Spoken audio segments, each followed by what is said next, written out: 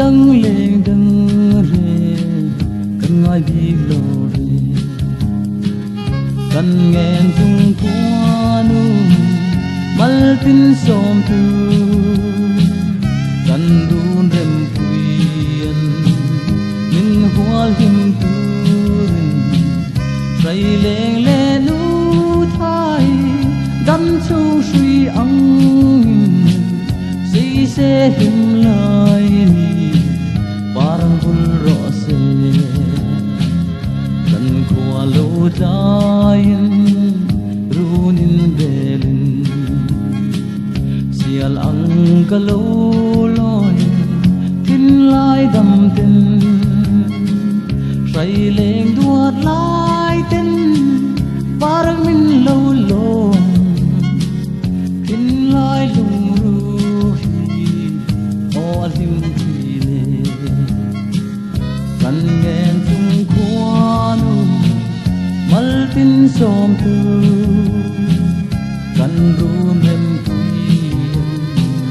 min hual him tu tay le le nu thai dam chu sui ami sei se him lai parang bul ro se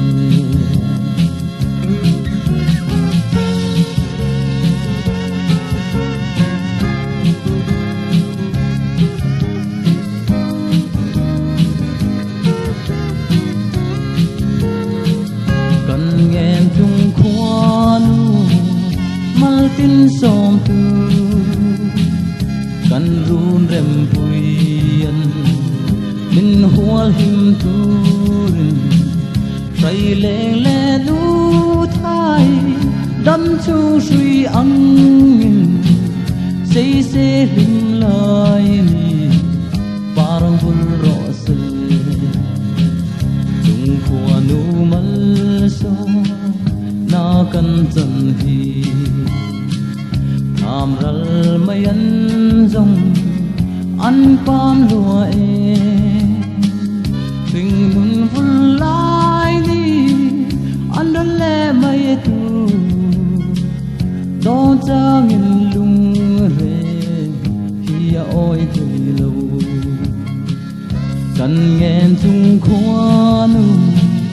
mal tin som tu kan run rem puyen min hual him tu trai leng le nu thai dam chu sui ang sei se him